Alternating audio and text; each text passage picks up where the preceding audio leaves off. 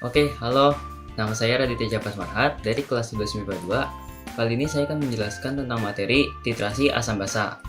Untuk penjelasannya itu saya menggunakan kayak stop motion gitu. Ya langsung aja kita ke videonya karena mungkin kalian udah penasaran kan? Ya udah, langsung aja kita ke videonya. Let's go.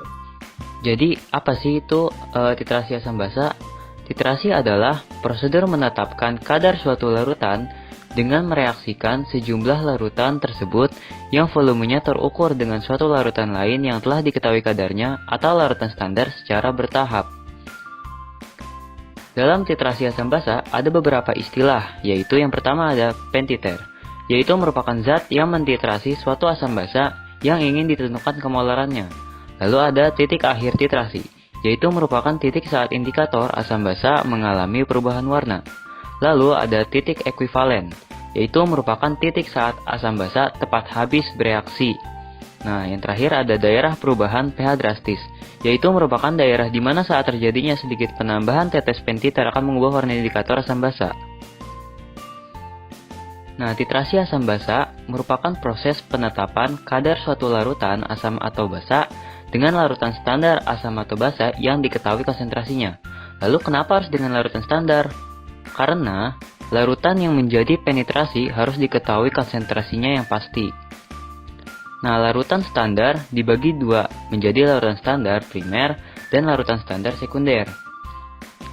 Contoh dari larutan standar adalah kalium kromat atau K2CrO4, natrium klorida atau NaCl, asam oksalat atau CH2O4, dan asam benzoat C7H6O2. Lalu ada larutan sekunder yaitu ada natrium hidroksida atau NaOH, kalium hidroksida KOH, asam klorida HCl, asam sulfat H2SO4, dan iodium atau I2. Kalau dilihat-lihat, semua larutan standar ini bersifat kuat ya.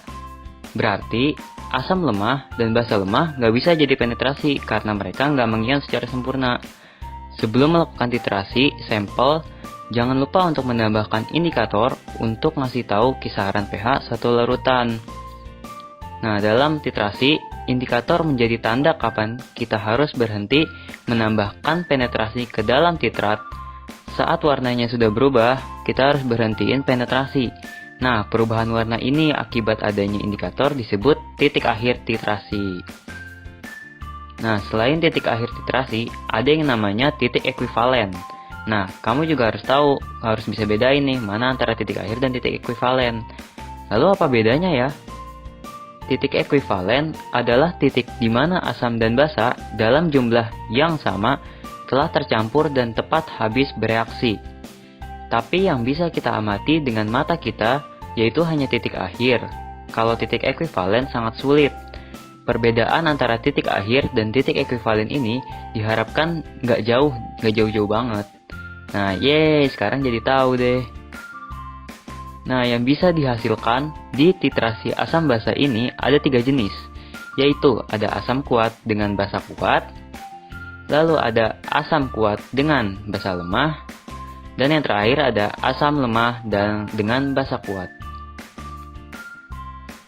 Nah, rumus yang digunakan dalam titrasi yaitu M1 dikali V1 kali N1 sama dengan M2 dikali V2 dikali N2, di mana M adalah molaritas, V adalah volume, dan N adalah valensi.